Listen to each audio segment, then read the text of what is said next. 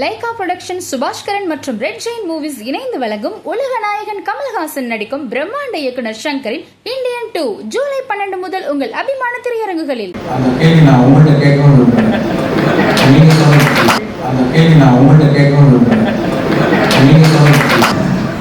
கள்ளச்சாராயம் வருவதற்கான காரணமே மனவிலக்குத்தான். கள்ளச்சாராயம் வருவதற்கான காரணமே மனவிலக்குத்தான். கள்ளச்சாராயம் வருவதற்கான காரணமே மனவிலக்குத்தான். சோஷியல் மீடியா அதை நம்ம அக்செப்ட் பண்ணி தான் ஆகணும். ஏன்னா அதில் வர நல்ல விஷயங்கள் எடுத்துக்கணும், நெகட்டிவிட்டி சில தேவையில்லாத விஷயங்கள் நம்ம அவாய்ட் பண்ணிக்கணும். மெயினாக சோஷியல் மீடியாவில் நெகட்டிவான விஷயங்கள் வரும்போது அதோடைய யூசர் நேம் அந்த ப்ரொஃபைல்குள்ளே போய் பார்த்தா அவங்க யாருன்னு தெரியுது. ஸோ அதில் எந்த அளவுக்கு உண்மை இருக்கா இல்லை வேணும்னுட்டு நெகட்டிவிட்டி பரப்புறாங்கன்றது புரிஞ்சுக்க முடியுது. ஸோ அதை அண்டர்ஸ்டாண்ட் பண்ணிட்டு அதை எப்படி பேலன்ஸாக எடுத்துக்கணுன்றது புரியுது. அடுத்தது என்ன கேட்டீங்க? இந்த படத்தை ரிலீஸ் பண்ணிட்டு வரணுமா, நல்ல இந்தியன் ஒன்றை ரிலீஸ் பண்ணணுமான்னு கேட்டேன். பண்ணாலும் நல்லதுதான், பண்ணாமல் வந்தாலும் இந்த படம் ஒர்க் ஆகும். சங்கர் சார் உங்களுக்கு ஒரு கேள்வி சொல்லுங்க. இந்த மாதம் 30ஆம் தேதி வந்தால் ஜென்டில்மேன் ரிலீஸ் ஆகி 31 வருஷம் நிறைவடையும். 31 வருஷத்தில் உங்களுடைய நிறைய ஆசைகள் நிறைவேறியிருக்கோம். நிறைவேறாத ஆசைகள் ஏதாவது பட்டியல் சொல்ல முடியுமா? நடிகர் திலகத்தை இயக்காதது உள்பட இல்லை, நிறைய இருக்குங்க.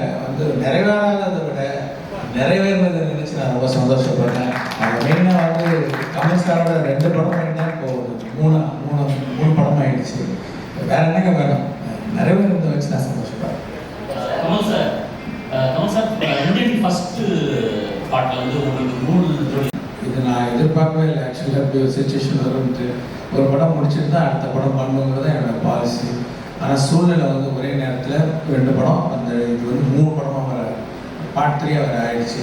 அது சுச்சுவேஷன் வந்துருச்சு. லைக் ஓகே, நீச்சல் அடிச்சு தான் அவனை எதிர் நீச்சல் அடிச்சு அவனை குதிச்சாச்சு. ஸோ நான் நீச்சல் அடிச்சுட்டு இருக்கேன். அதில் மெயினாக எனக்கு என்ன அட்வான்டேஜ்னால் இந்த கரோனா பீரியடில் எப்போ வேணால் இந்தியன் எப்போ ஸ்டார்ட் ஆகும் தெரியல. ஆனால் ஒரு வேளை ஸ்டார்ட் ஆச்சுன்னா நம்ம தயாராக இருக்கணும்ட்டு இந்த கரோனா பீரியட் பூரா உட்காந்து இந்தியனுக்கு உண்டான எல்லா வேலையும் முடிச்சுட்டேன். ரைட்டிங் ஒர்க்கு, அப்புறம் ப்ராப்பர்ட்டிஸ் லிஸ்ட்டு, காஸ்டியூம்ஸு, என்னென்ன ப்ரீ ப்ரொடக்ஷன் ஒர்க் இருக்கோ எல்லாத்தையும் முடிச்சு வச்சுட்டேன். நேராக போனால் கேமரா வச்சு ஷூட் பண்ண வேண்டியதான். அந்த அளவுக்கு நான் தயாராகிட்டு அப்புறமும் எனக்கு டைம் இருந்ததுனால நான் வேறு சில கதைகள்லாம் பண்ணேன். ஸோ எனக்கு 2 படம் பண்ணும்போது இது எனக்கு பெரிய ப்ளஸ்ஸாக இருந்தது. ஏன்னா எல்லா ப்ரெப் ஒர்க்ஸும் முடிஞ்சு போயிட்டு இருந்தாங்க. இந்தியனை பொறுத்த வரைக்கும் எனக்கு இன்னும் அதிகமாக டைம்ஸ் பண்ண வேண்டிய அவசியம் இல்லாமல் இருந்ததுனால என்னால் இன்னொரு படம் பண்ண முடிஞ்சு. வசனங்கள் இருந்தாலே அரசியல் வசனங்கள் இருந்தாலே அது நிறைய சென்சார் கொடுப்பாங்க.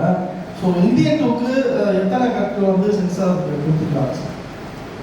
நீங்கள் ஆல்ரெடி வந்திருக்கீங்க. என்னென்ன கட்ட டயலாக் கட்ஸ் வந்துச்சு, கெட்ட வார்த்தைகள்லாம் நீங்கள் சொன்னாங்க.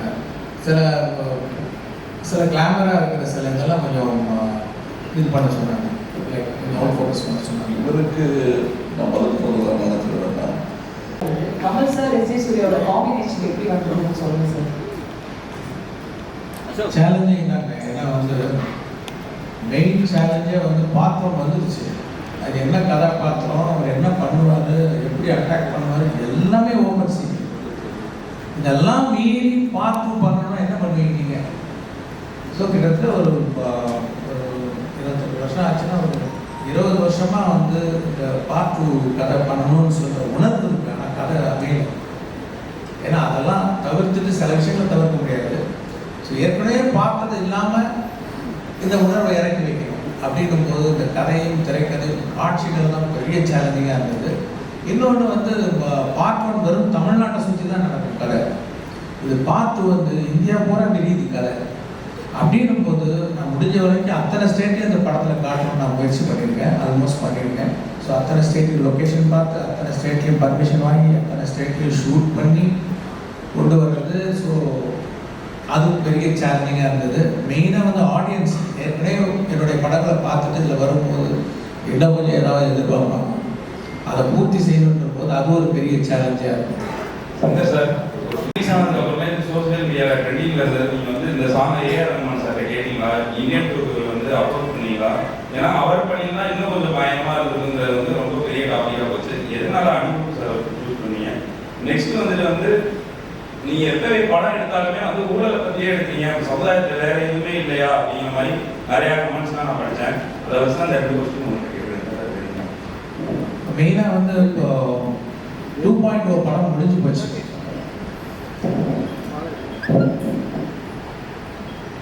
2.0 படம் முடிஞ்சு போச்சு. ஆனால் என்னென்னா அதோடைய சிஜி, அந்த பெரிய பேர்டு கேரக்டர் ஒரு சிஜி கம்பெனி ப்ராமிஸ் பண்ண டயத்தில் அங்கே நான் எதிர்பார்த்த மாதிரி அவங்களால டெலிவர் பண்ண முடியல. அப்படிங்கும்போது அதை அப்படியே படத்தில் விட்டால் அது கண்டிப்பாக ஸ்பாயில் பண்ணிடுவோம். திருப்பி ஸ்க்ராட்ச்லேருந்து அந்த பேர்டை கிரியேட் பண்ண வேண்டிய ஒரு சுச்சுவேஷன் வந்துச்சு.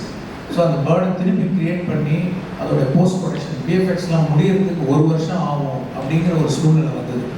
அதுக்குள்ளே நான் அந்த கதையை ரெடி பண்ணிட்டேன், சார்கிட்டையும் ஃபுல்லாக சொல்லிட்டேன். அவங்களும் அந்த கதை பிடிச்சிருக்குன்னு சொன்னாங்க.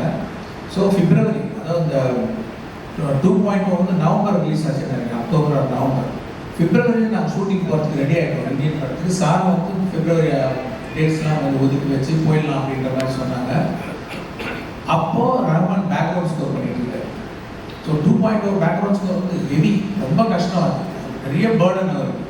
ஸோ அது மேலே நீங்கள் சாங்கையும் போய் கம்போஸ் பண்ணி கொடுக்குன்னு கேட்டால் ப்ராக்டிக்கலாக it's very difficult for Rahman sir. அப்படிங்கும்போது படம் ஆரம்பிக்கிற ஆனால் பாட்டெல்லாம் வேணும் அப்படிங்கும்போது இந்த பக்கம் அனிருத்துடைய மியூசிக் நான் ரொம்ப ரசிக்க ஆரம்பிச்சேன். நான் எல்லாருடைய மியூசிக் லைக் பண்ணுவேன், லைக் யுவன் சங்கர் ராஜா அண்ட் ஹாரிஸ் ஜெயராஜ், அப்புறம் சந்தோஷ் நாராயண் நல்லா பண்ணிட்டு இருக்காரு. ஸோ எல்லாரோடையும் ஒர்க் பண்ணணும்னு எனக்கு ஒரு இது இருந்துகிட்டே இருக்கும். அப்போ அனிருத்துடைய மியூசிக்லாம் அவர் போட்டுட்டு வர பாட்டெலாம் எனக்கு ரொம்ப பிடிச்சது.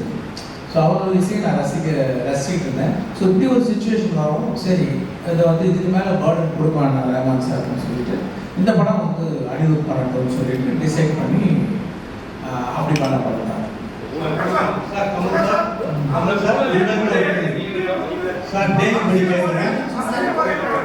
மைக்ல மட்டும் கேளுங்க sir. Thank you very much.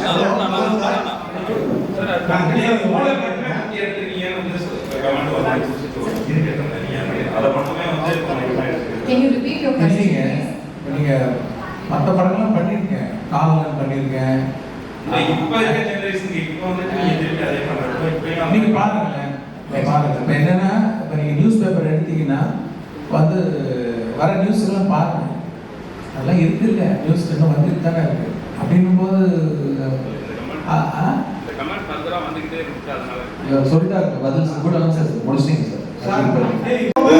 அரசியல்வாதிகள் அதிகாரிகளோட ஊழலையும் கொலையையும் தப்பையும் சொல்லப்படும். ஆனா இப்போ ஒரு அரசியல்வாதியே இந்தியன் 2ல நடிக்க வச்சிருக்கீங்க. அப்ப சார் அரசியல் இல்ல, எப்படி ஹேண்டில் பண்ண கஷ்டமா இல்லையா உங்களுக்கு சார்? நான் அப்படிலாம் இல்லைங்க, நான் காமன் மேன் பாயிண்ட் ஆஃப் வியூல தான் படம் எடுக்கிறேன், கதை எழுதுறேன். அந்த பாயிண்ட் ஆஃப் வியூல தான் நான் எடுத்துருக்கேன். Okay, thank you very much. Shalini here. Sir இந்த क्वेश्चन 2 பொதுவான क्वेश्चन.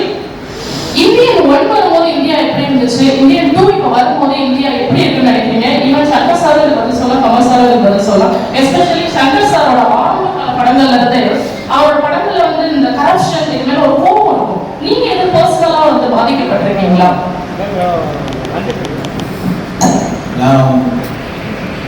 ஃபர்ஸ்ட் क्वेश्चन என்ன? சாரி.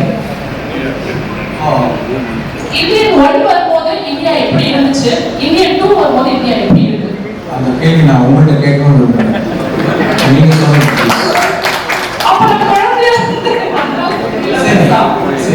இப்போ இன்னமும் அந்த கரப்ஷன் சரியாக தோணுது அப்படின்னு நீங்க நினைக்கலையா?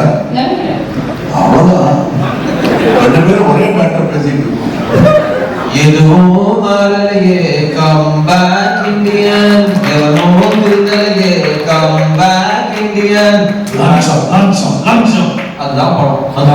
அடுத்த கேள்வி உங்களுக்கு ஏதோ இந்த கரப்ஷன்னால பாதிப்புகள் உண்டாகி இருக்கா? நான் பாலிடெக்னிக்ல சேரும்போது அப்போ income certificate, birth certificate, community certificate இதெல்லாம் நான் ப்ரொடியூஸ் பண்ண வேண்டிய ஒரு ப்ரொசீஜர் இருக்கு. அதுக்கு நான் அந்த சர்டிஃபிகேட் அலையும் போது நான் இதெல்லாம் பார்த்தேன், கொடுக்க வேண்டிய ஒரு சூழ்நிலை பார்த்து அப்போ ரொம்ப பாதிச்சுது. ஸோ அப்போ அது எனக்கு ஒரு வாய்ப்பு, ஒரு ஃபில்ம் மேக்கராக வரும்போது அதை நான் எக்ஸ்பிரஸ் பண்ணேன்.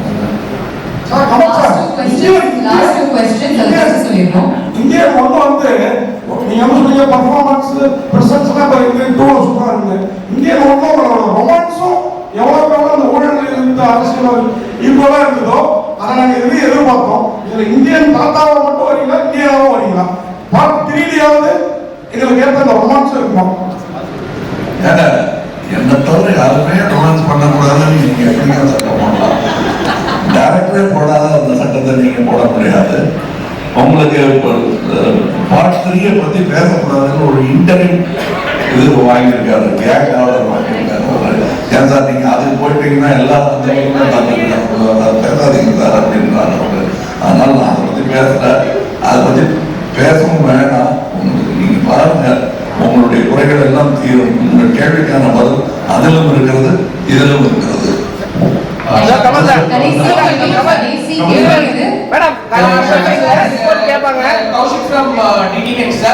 இந்த படத்துக்கு 3 ரைட்டர்ஸ் மொத்தம் வந்து நீங்க சூஸ் பண்ணிருக்கீங்க. 3 ரைட்டர்ஸ் வர்க் பண்ணிருக்காங்க இந்த படத்துக்கு. அண்ட் சார்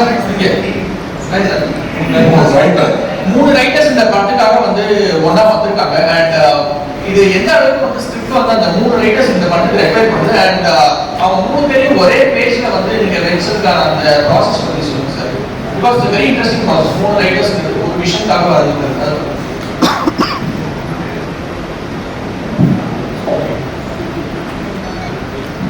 இப்போ என்னென்ன தியேட்டர் இருந்தாங்க, லைக் வந்து நான் ஒரு கதை ஒன்று எழுதுறேன், எனக்கு வந்து என்னோட எக்ஸ்பிரஷன் மட்டும் பத்தலை. ஏன்னா நான் படித்த புத்தகங்கள், நான் கேள்விப்பட்ட விஷயங்களை பேஸ் பண்ணி நான் ஒரு கதையும் ஒரு திரைக்கதையும் அது ஒரு வசன வடிவாக வரும்போது அது இன்னும் ஒரு நல்ல ஒரு எழுத்தாளர், இன்னும் நிறைய படித்த வந்து வேற ஒரு விதமாக வந்து எல்லாத்தையும் பார்க்குற ஒரு எழுத்தாளர் கிட்ட போயிட்டு வரும்போது இல்லாட்டி எல்லாமே என் குரலாக இருக்கும். ரைட்டர்கிட்ட போயிட்டு வரும்போது ஒவ்வொரு கதாபாத்திரத்துக்கு வேற வேற குரல் ரொம்ப ஒரு அழகாக வரும். அந்த ஒரு காரணத்துக்காக தான் நம்ம வந்து ஒரு ரைட்டர்கிட்ட கொடுக்குறோம். அவங்க அதை பண்ணி கொடுக்குறாங்க. அது நமக்கு வந்து லேசில் திருப்தி வராதுன்னா இன்னும் தேடிக்கிட்டே இருப்போம். இன்னும் தேடும்போது சரி இன்னும் ரைட்டர்கிட்ட போகும்போது இன்னும் சில விஷயங்கள் கிடைக்கும் அப்படின்றதுக்காக ஃபர்ஸ்ட் டைமாக நான் வந்து மல்டிபிள் ரைட்டர்ஸ் நான் ட்ரை பண்ணியிருக்கேன். தேடிட்டே good job. Sir Kamal sir, Kamal sir mike வச்சிருக்காங்க சார். கமல் சார் வணக்கம். இங்க